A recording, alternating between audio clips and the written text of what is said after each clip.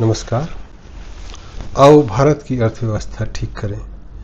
इस कार्यक्रम के प्रारंभिक संवाद की चौथे भाग में आपका स्वागत है। मैं हूं नरेंद्र। पिछले 3 भागों में हमने रूपरेखा, सामाजिक सुरक्षा और अर्थ नीति क्या होती है, अर्थ की परिभाषाएं क्या होती हैं और तमाम थ्योरी और कैसी अर्थव्यवस्था होनी चाहिए इस पर चर्चा की। आज हम एक दूसरे महत्वपूर्ण विषय पर चर्चा करेंगे। क्या सोने की अर्थव्यवस्था होनी चाहिए? सोना धातु जो है वो सर्वोपरि होना चाहिए या नियम स्वर्णिम होने चाहिए? ऐसे नियम होने चाहिए जो सब माने या प्राकृतिक होना चाहिए? इकोनॉमी ऑफ गोल्ड और गोल्डन इकोनॉमी, ये भारत में एक चर्चा चलती है। आज अगर दुनिया देखे तो एक चौराहे पे खड़ी दिखाई देती है, बात करती है स्वतंत्रता की, जिम्मेदारी की, समानता की, लेकिन भागती है पैसे के पीछे, शोहरत के पीछे और सोने के पीछे।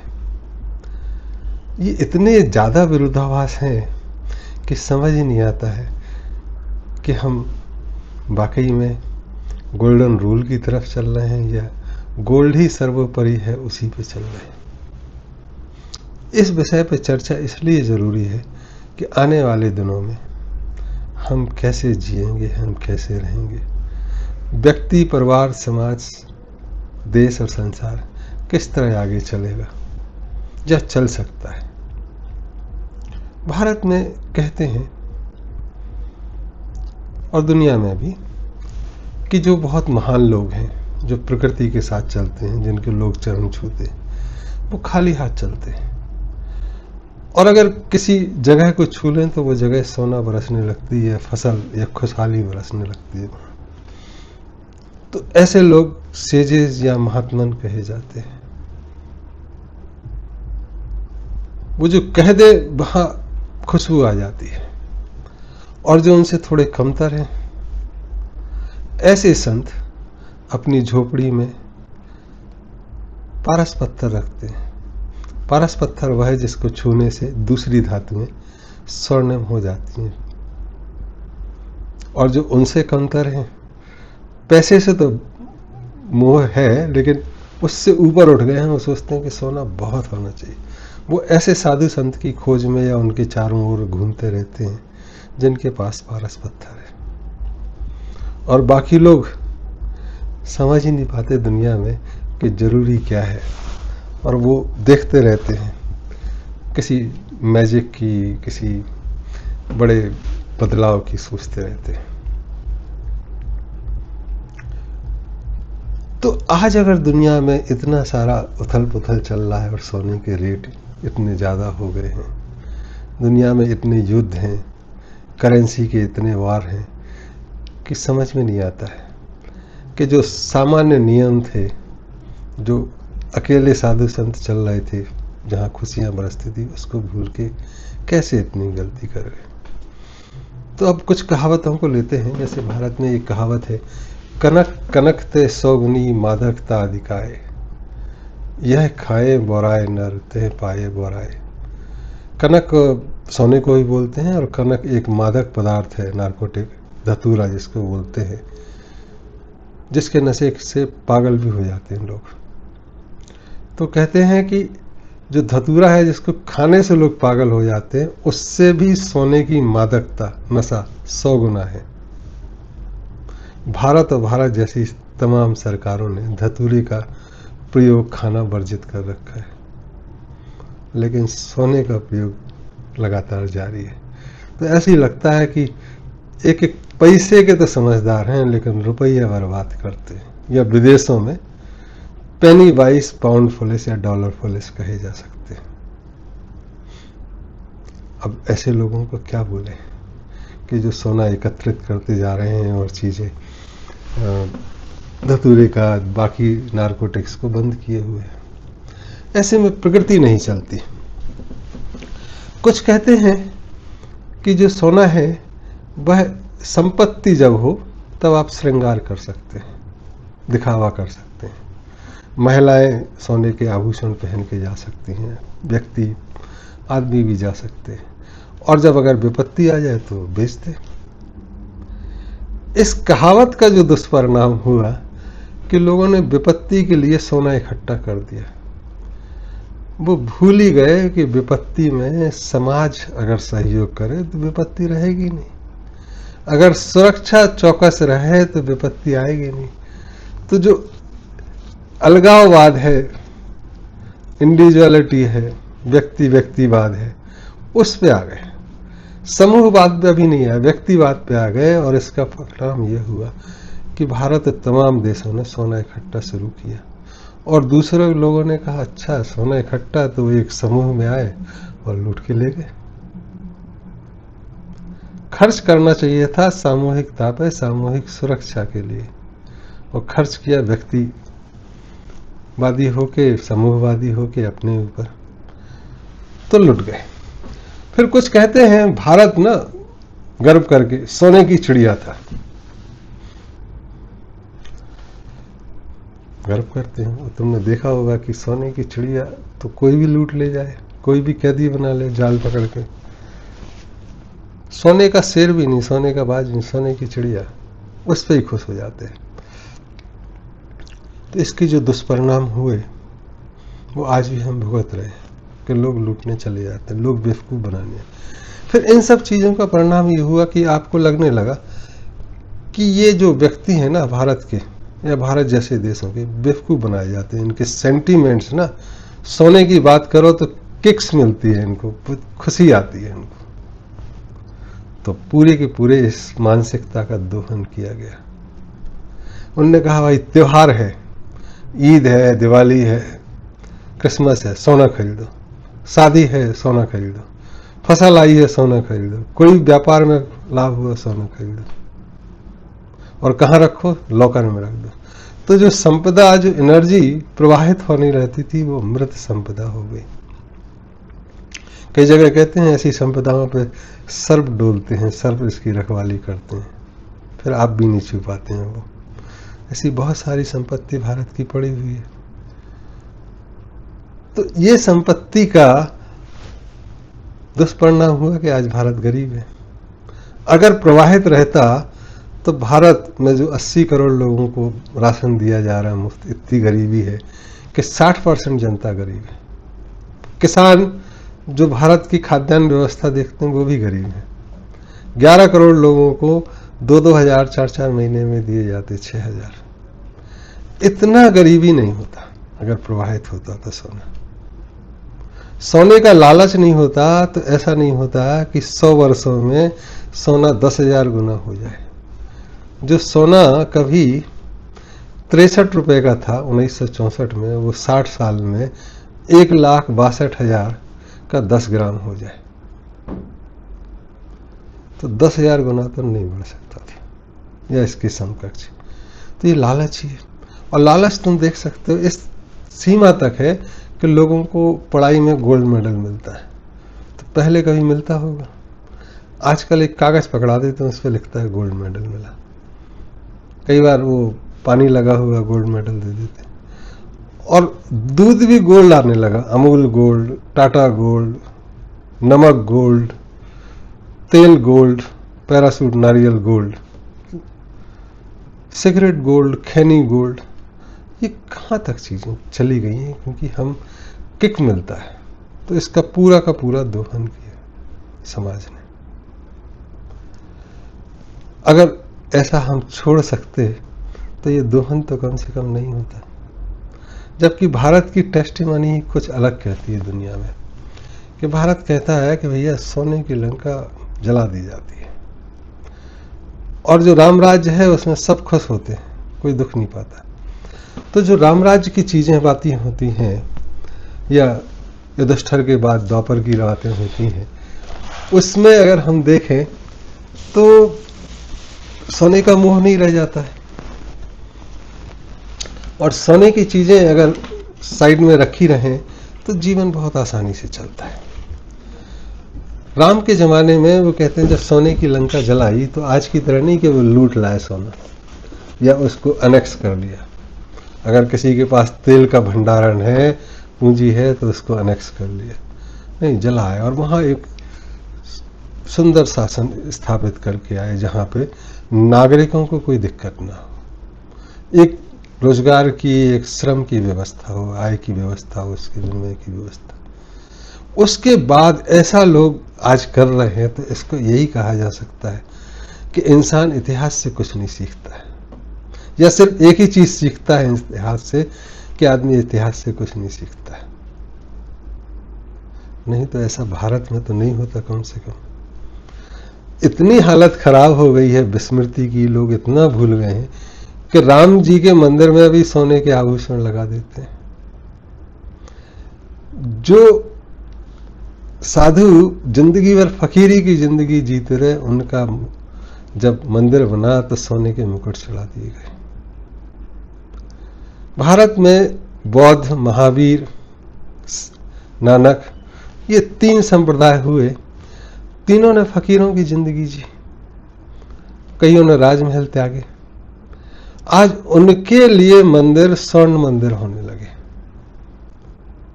जबकि नानक ने तो कहा था कि जो भारत में 12.5% समाज के लिए होता है, उसको रेशनलाइज करके 10% आए। 10 बंद थे, तो 10 बंद कायदे से समाज के शिक्षा, स्वास्थ्य, न्याय और तमाम चीज़ों का जो लोकल मैनेजमेंट होता उसके लिए था। लेकिन आज गुरुद्वारे में 10% चढ़ता है, तो बस लंगर करके और बाकी सोना खरीद लेते हैं, और थोड़ा बहुत करप्शन भी होता है। राम जी का भी कनक मंदिर की बात होती है। तो ये अतियां हैं, ये हमारी विस्मृतियों की पराकाष्ठा है, और इसके लिए हम परेशान हैं। तो आज जो जरूरत है कि हम ठीक हों, खाना ठीक करें, जिससे हमारी स्मृति ठीक हो। कई लोग यहाँ भी हैं, एक कहानी और भी आती है कि एक समाज में बहुत सोना है, तो उसमें एक वृद्ध सज्जन ने माँ लक्ष्मी का आवाहन किया, जो धन की देवी है, और कहा कि आप हमारे घर खाने आइए। और वो आई तो उन्होंने कहा थोड़ी देर रुकिएगा, जब तक मैं ना आऊँ तब तक आप बैठिए, मैं नहा के आता हूँ। और वो नहाने गए और कुएं में कूद गए। तो ऐसे समाज में कहते हैं कि धन आज भी बरस रहा है, लेकिन ऐसी लक्ष्मियों को हत्यारी लक्ष्मी बोला जाता है। ऐसे लोग जो रात में खराब काम करके, चोरी डकैती, लूटपाट, हत्याएं करके पैसा कमा रहे हैं, हम कहते हैं पैसा पैसा है, बच्चा बच्चा है, चाहे वैश्याघर में हुआ हो चाहे राजमहल में, बच्चा बच्चा है, पैसा पैसा है।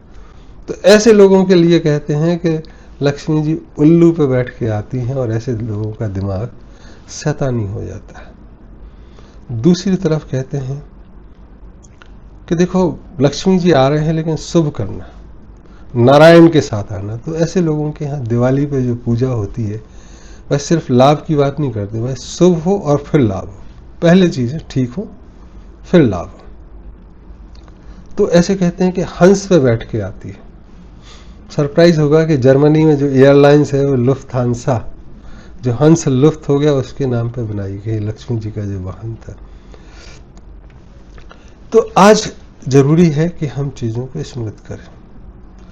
अब आता है कि करेंसी कैसे चले, लोगों में व्यापार विनिमय कैसे हो। तो कुछ लोगों का कहना है कि सोने के सिक्के पे चले, तांबे के सिक्के पे चले। तो सोने पे बात आई तो बहुत पहले भारत में, अभी 2500 साल पहले, समुद्रगुप्त के समय से सोने के सिक्के चलते थे, फिर कुछ चांदी के भी आए, कुछ तांबे के भी आए। लेकिन 1976 के बाद एक फिएट करेंसी जो पूरी दुनिया में चली, जिसमें डॉलर, पाउंड, यूरो और येन, इनके अगर जमा करने पे सरकार गारंटी नहीं लेती कि आपको सोना वापस करेंगे, जो कि अमेरिका में 1976 तक अगर $37 देते हो तो 28 ग्राम सोना मिलता था, ये गारंटी थी। लेकिन आज आप कितना भी डॉलर दे दें, वो सोना नहीं देते। और चूंकि डेब्ट में आ गए, इसलिए दुनिया पे आक्रमण करके लूटना। आज सोना 1,61,000 हो। ऐसे में एक राष्ट्रपति ने कहा था कि सोने पर ट्रेड हो, तो सोना भी डॉलर की तरह हो जाएगा। भारत में कहते हैं कि सबके अपने अपने उपयोग हैं और सबकी अपनी अपनी गुणवत्ता है। जैसे गर्मियों के मौसम में स्वर्ण पात्र में रखे हुए पानी का बहुत ज़्यादा उपयोग नहीं है, उसको आप पी नहीं सकते, मिट्टी के बर्तन में पी सकते हैं। तो लोग कहते हैं जो सोना बहुत महत्वपूर्ण है तो सोने का पानी पी लो हर समय। सोने का पानी ठंडों में पिया जा सकता है।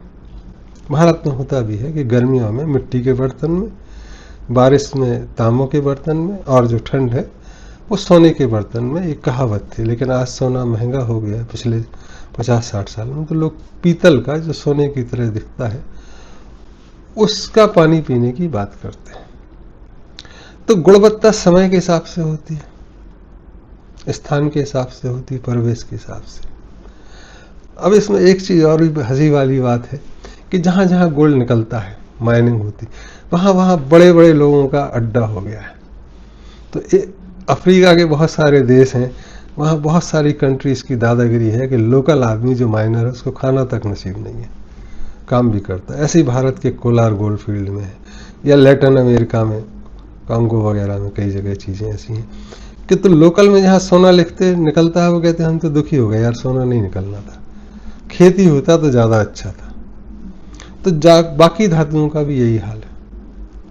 तो भारत में कहते हैं राम के बाद स्पेशली कि भैया सोना छोड़ो, आपसी भाईचारा बना रहे, समाज में चीजें चलती रहे। तो आज हम करें क्या, इस पर थोड़ी सी चर्चा बहुत जरूरी है, क्योंकि अगर हम अर्थव्यवस्था ठीक करने की बात कर रहे हैं तो अर्थव्यवस्था होगी कैसे ठीक, इस पर है। तो पहली चीज तो हमें अपने इतिहास को ध्यान रखना होगा कि भैया सोने की लंका जला दी जाती, सोने से कुछ नहीं होता। सोने की चिड़िया की बात करें तो लोग लूट ले जाते हैं। जिन्होंने सोने से सुरक्षा सोची थी उनके यहाँ आक्रमण होते रहे और वो 2500-3000 हजार वर्षों तक लूटते रहे। तो आज अगर भारत और भारत जैसे देशों को खड़ा होना है तो दुनिया में सोने के रेट काफ़ी हो गए।